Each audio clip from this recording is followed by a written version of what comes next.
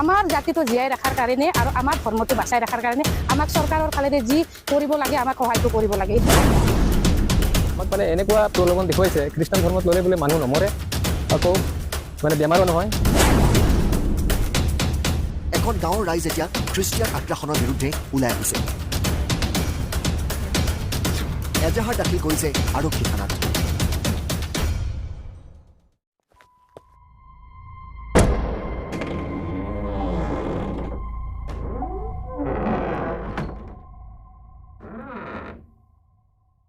ख्रिस्ट'नि थैजों बायख'जानाय साफ्रोम नायगिरि नोंथांमोनखौ बासायगिरि फोरबो जिसु ख्रिस्ट'नि मुङै खुलुमहरदों आरो लोगोसेयैनो फिन दिनैनि गोदान भिडिअनि गेजेरजों बरायदों।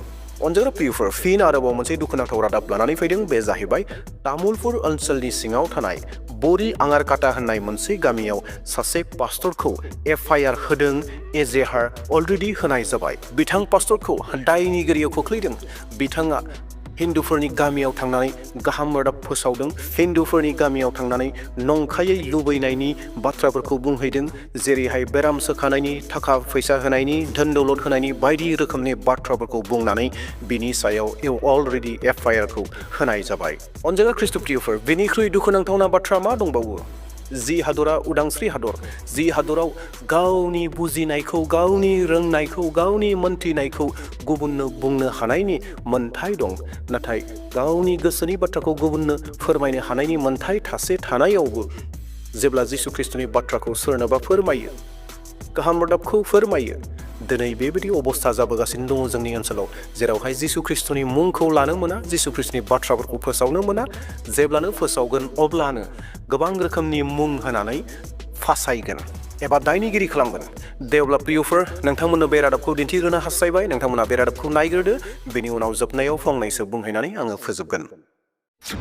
বাইবেল পঢ়িলে বেমাৰ আজাৰ নহয়। বাইবেল পঢ়িলে ডাক্তৰৰ ওচৰলৈ যাব নালাগে। বাইবেল পঢ়িলে মানুহ নমৰে।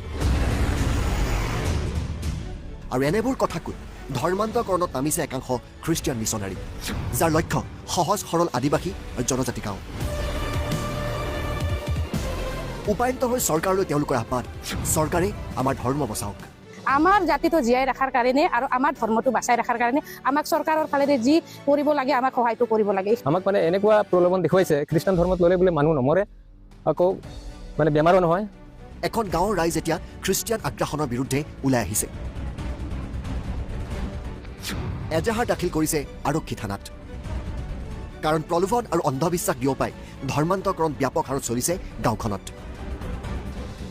লিভাৰ, কিডনী, ব্ৰেইনৰ অসুখ হেনো ভাল কৰে বাইবেলে। শুনক তেওঁলোকৰ কথাখিনি। বিলাক আছো, আমি হিন্দু মানুহ আছো, সেই হিন্দু মানুহৰ ঘৰে ঘৰে যাই কিনে প্ৰচাৰ চলাই আছে যে আপোনালোকে যদি বেমাৰ হয় বা কিবা লিভাৰ বেয়া হলে, কিবা কিডনিক বেয়া হলে, মানে কিবা ব্ৰেইনৰ কিবা হলে, মানে যে আমি বাইবেল পঢ়িলে মানে বোলে ভাল হৈ যায়, ডাক্তৰে চিকিৎসাই নালাগে, আপোনালোকৰ বিনা পইচাতে বাইবেল পঢ়িলে ভাল হৈ যাব, আপোনালোকে আমাৰ ধৰ্মত আহক, এইটো ধৰ্মত থাকিব নালাগে। আপোনালোকে যে এই শিৱ পূজা কৰে, কিবা ঘৰৰ কিবা নীতি নিয়ম পূজা কৰে, আপোনালোকে যিও কৰে সেই চব শয়তান হয়, আপোনালোকে পাপীক পূজা কৰি আছে, আমাৰ ধৰ্মত আহক, আমাৰ ধৰ্মত আহিলে আপোনালোকে কি বুলি কয় বাইবেল পঢ়িলে ভাল হৈ যাব, এইটো কৰক। মানে শুনা পাই কিনে আজি আমি দুখিত। মানে কিয়? কাৰণ আমাৰ ৰাইজে মানে আমাৰ যিহেতু আমাৰ মানুহবিলাক যিহেতু মানে অলপ শিক্ষিতৰ ক্ষেত্ৰত কমো আছে, তো অলপমান মানে বেমাৰ আজাৰতো আমাৰ মানুহ পৰিলে চিকিৎসা হ'বৰ কাৰণে ইমান মানে বস্তুখিনি জোটাব নোৱাৰে। সেইকাৰণে কিছুমান অলপ যদি মৰমকে কথা কৈ দিয়ে, তে মানে সেইটো মানে সঁচা কৰি ভাবি লয় আৰু ধৰ্ম নিৰন্তৰণ হয়। অসমৰ বিভিন্ন প্ৰান্তত এনেধৰণে খ্ৰীষ্টানৰ ধৰ্মান্তকৰণ চলিব ধৰিছে। এইবাৰ তামোলপুৰৰ বৰি আঙাৰকাটাত খ্ৰীষ্টানৰ আগ্ৰাসন চলিছে। চিকিৎসাৰ নামত খ্ৰীষ্টানৰ আগ্ৰাসন। খ্ৰীষ্টান হ'লে মানুহ নমৰে। আৰু এনে ব্যাপক হাৰত ভুৱা প্ৰচাৰ চলিছে গাঁওখনত।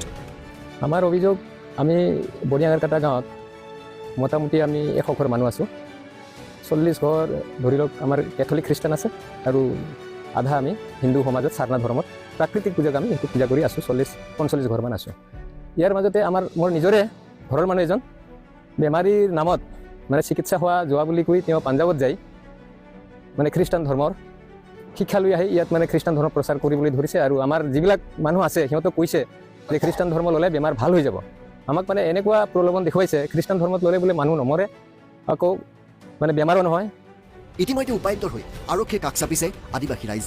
আঙাৰকাটা গাঁৱৰ ৰাইজে একলগ হৈ আমি এই সাৰনা ধৰ্মৰ লোকজনক ৰখাবৰ কাৰণে খ্ৰীষ্টান ধৰ্মত নোযোৱাৰ কাৰণে আমি চবে ওলাই আহিছোঁ। এজাহাৰ দিছোঁ আমি যিজনে প্ৰচাৰ চলাই আহিছে তেওঁৰ ওপৰত এজাহাৰ দিছোঁ। অসমৰ বিভিন্ন প্ৰান্তত প্ৰলোভন আৰু মিছা কথাৰে চলিছে ধৰ্মান্তৰকৰণ। অৱশ্যে শেহতীয়াকৈ সজাগ হৈছে ৰাইজ। তেওঁলোকে বুজি উঠিছে বেমাৰ ভাল কৰিবলৈ ডাক্তৰৰ ওচৰলৈহে যাব লাগে। আমাৰ মানুহখিনিও আজিয়ে বুজি লওক যে কোনো মানে এনেকুৱা বাইবেল পঢ়িলে ভাল নহয়, ট্ৰিটমেণ্ট দিয়ে ভাল হ'ব। যিকোনো বস্তু যোনটো দেহাত বেমাৰ আছে কোনো বাইবেল পঢ়িলে ভাল নহয়। তো যিকোনো হওক ডাক্তৰ লাগিবয়ে। তো মানে মোৰ ইচ্ছা কি, আমাৰ ৰাইজৰ ইচ্ছা কি, আমাৰ যাতে আমাৰ ধৰ্মখন বাচাই ৰখাৰ কাৰণে যাতে মানুহ এই ভুৱা মানে নিউজখন নাপায় আৰু আমাৰ মানুহ য'তো আছে যাতে এই ভুৱা বাতৰিখন নকয়। নিজৰ ধৰ্মখন, নিজৰ মা দেউতাৰ ধৰ্মখন যাতে নিজৰ মা দেউতাক মানে নেৰে আৰু নিজৰ ধৰ্মতে চলিব। চিকিৎসা কোনে নহয়, বেমাৰ কোনে নহয়, চবেই হয় বেমাৰটো। লেকিন বেমাৰটো মানে চবৰে হয়, বেমাৰটো চবে ভালো হয়। লেকিন চিকিৎসা ল'লেহে হ'ব। যদি ধৰ্ম প্ৰচাৰ কৰিলে ধৰ্ম লৈ কিনেতো মানুহৰ বেমাৰ ভাল নহয়। প্ৰথম মানে আমি থকা হিচাপত 50 গিৰি আছিলোঁ। 50 ঘৰৰ মাজত এতিয়া মানে 10 ঘৰ মানুহ আমাৰ মানে খ্ৰীষ্টান ধৰ্মত মানে গৈছে আৰু বাকী আমি 40 গিৰি মানুহ আমি হিন্দুত আছোঁ। আমি আজিলৈকে আমি একো কোৱা নাছিলোঁ। আগত যোনবিলাক হৈছে হৈ গ'ল, আমি কোৱা নাছিলোঁ কাৰণ তেতিয়া আমি ইমান বস্তুখিনি বিতংভাৱে জানাও নাছিলোঁ। লেকিন আজি এইখিনি তেখেতে ধৰ্ম নিৰন্তৰণ হৈ আহি কিনে বহুত নানা প্ৰকাৰৰ প্ৰচাৰ চলাই আছে আৰু বাকীবিলাকক কৈ আছে যে নিজৰ ধৰ্ম টানাৰ কাৰণে। এইটো হ'ব নালাগে মানে মুঠতে আমাক মানে এইটো যেনেকা হ'লেও চৰকাৰক যায় য'ত যায় আমাৰ জাতিটো জীয়াই ৰখাৰ কাৰণে আৰু আমাৰ ধৰ্মটো বাচাই ৰখাৰ কাৰণে আমাক চৰকাৰৰ ফালেদি যি কৰিব লাগে আমাক সহায়টো কৰিব লাগে। শেহতীয়াকৈ চৰকাৰো সষ্টম হৈছে। গ্ৰেপ্তাৰো কৰিছে একাংশ খ্ৰীষ্টিয়ান প্ৰচাৰকক। তথাপি বন্ধ হোৱা নাই খ্ৰীষ্টানৰ এই অবৈধ ধৰ্মান্তৰকৰণ কাৰ্য। आसा खालामदों बयबो बे रादाबखौ मोजाङै नायबाय आरो मोजाङै बुजि मोनबाय आरो जुदि सोरबा बुजियाखैब्ला आरोबाव फिन नायबावगोन जेन बाथ्राखौ मोजाङै बुजियो। अनजाग्रा प्रियफोर, नोंथांमोननो दायो मोनसे इसोरनि बोसोन लाबोनो हास्थायदों। बे जाहैबाय माथाइनि 24:9 सिरि।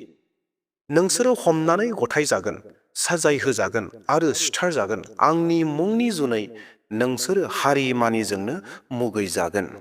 अनजाग्रा प्रियफोर, दिनै बे सोलियाखैना? दिनै बे जाथाया जागासिनो होननानै जों बुंनो हागौ ना हाया? निस्सय थारैनो अनजाग्रा प्रियफोर, जोङो बे बाथ्राखौ नंगौ जिसु ख्रिस्टनि बुंनाया जागासिनो दङ होननानै बुंनो हायो।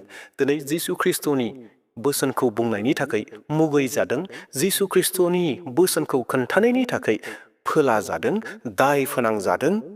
बेयावखायनो जिसु ख्रिस्टआ गावनि चेलाफोरखौ बुंदोंमोन, आंनि फैनायनि सिगां सिगां बुहुमाव आङो नैथि बारनि थाखाय फैनायनि सिगां सिगां बेफोर गासै जाथायफोरा जाग्रोगोन। बेखौ जिसु ख्रिस्टनि फैफिननायनि इंगित हिसाबै गावनि चेलाफोरनो फोरोंदोंमोन। माथाइनि 24:9 सिरि। नोंसोरो हमनानै गथायजागोन। येस, नोंसोरो हमनानै गथायजागोन। दिनै गोबां पास्टरफोरा जेलाव थानो गोनां जादों। गोबां एभान्जेलिस्टफोरा, इसोरनि गोबां दैदेनगिरिफोरा, इसोरनि खामानि मावग्राफोरा दिनै गोबाङानो हमनानै गथायजादों, जेलाव थाहैनो गोनां जादों। साजाय होजागोन आरो सिथारजागोन। दिनै गोबां मानसिफोरा साजा होजादों, गोबां मानसिफोरा सिथारजादों। जिसु ख्रिस्टनि मुङै गोबां जायगायाव गावथारजादों। जिसु ख्रिस्टनि मुङै गोबाङा सिथारजादों। आरोबाव जिसु ख्रिस्टआ बुंबावदों, आंनि मुंनि जुनै नोंसोर हारि मानिजोंनो मुगैजागोन। दिनै जाय सुबुंफोरा जिसु ख्रिस्टखौ नाजावबाय, आदिबासि जाथों, हारसा जाथों, बबेबा बांगाल जाथों, बेंगलि जाथों, बर' जाथों, नेपालि जाथों, जि हारि जाया मानो गाव गाव हारिजों मुगैजादों जिसु ख्रिस्टखौ नाजावनायनि थाखाय। दिनै बेफोर गासै जाथायफोरा जाबाय थायाखैने अनजाग्रा प्रियफोर? दिनै जोङो रादाबाव बेफोरखौ मोनाखैने? जि रादाबखौ नोंथांमोननो दिनै आङो दिन्थिबाय, जाय पास्टरा FIR मोनबाय, बेयाव गोग्लैनानै गैयाने? नोंसोरो हमनानै गथायजागोन होननायाव।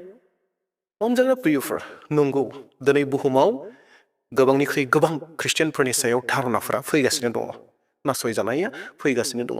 दिनै जिसु ख्रिस्टनि बोसोन बुंनायाव गोबां रोखोमनि फाव फान्दाय जादों। जि रादाबाव दिनै दिन्थिदों, बाइबेल फरायोब्ला बेराम गायोनो।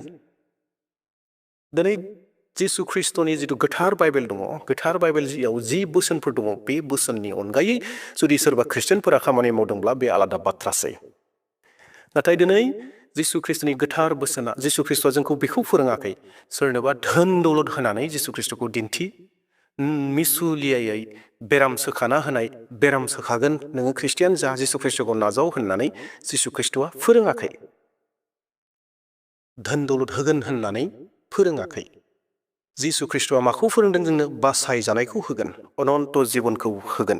पापनि निमाहाया जिसु ख्रिस्टनियाव दङ, बेखौसो जिसु ख्रिस्टआ फोरोंदों आरो जिसु ख्रिस्ट'आ बुहुमाव थानाय साफ्रोमनिबो आत्माखौ हास्थायो जे बयबो बासायजायो बेखौसो हास्थायो अनजाग्रा प्रियफोर नाथाय दिनै बुहुमाव गोबां जायगायाव जिसु ख्रिस्ट'खौ नाजावनो फैनायाव जिसु ख्रिस्ट'नि बाथ्रा बुङोब्ला जोंनियाव लोगो लोगोनो इमिडियेटलि बे दाया सफैयो जे ख्रिस्टियानफोरा धोन होनानै धोरोम सोलायहोदों माबा मोनसे लुबैहोनानै धोरोम सोलायहोदों बेफोरबायदि मुंफोरा फैयो जुदि जोंनि गेजेराव जोंनि ख्रिस्टियानफोरनि गेजेराव जुदि सोरबा बेबायदि खामानि मावदोंब्ला थारैनो बे गोरोन्थि जादों जिसु ख्रिस्ट'आ बेखौ फोरोङाखै जिसु ख्रिस्ट'नि इत्सा बायदि जिसुआ सोरखौबा सोखानो हास्थायदोंब्ला सोखागोन नाथाय जिसु ख्रिस्ट'नियाव फैनाया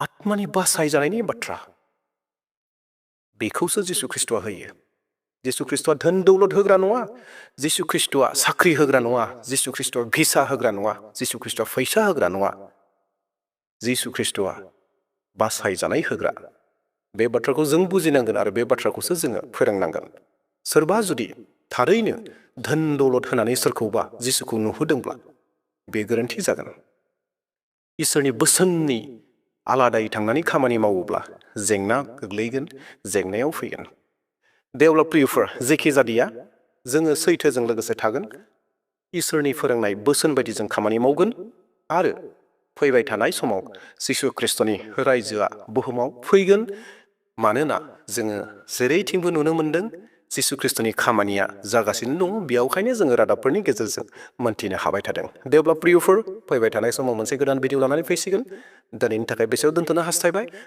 जोबनायाव बेखौनो खावलायनो हास्थायदों आर'जआव लागारबो थागोन अरायबो आर'ज खालामगोन मिसनारिफोरनि थाखाय आरो अरायबो पास्टरफोरनि थाखाय आर'ज खालामगोन अरायबो इसोरनि रायजोनि थाखाय आर'ज खालामगोन आरोबाव जोबनायाव खावलायनो हास्थायबावबाय सोरबा जुदि आंनि चेनेलाव दिनै गोदान फैदोंब्ला साबस्क्राइब खालामाखैब्ला साबस्क्राइब खालामना लागोन आरो मोनसे लाइक होगोन आरो नोंथाङा सानोब्ला बेफोर बाथ्राफोरखौ गुबुनाबो मोन्थिदों होननानै शेयार खालामनानै होगोन दे अब्ला दिनैनि भिडिअखौ बेसेयावनो दोनथ'बाय थेंक इउ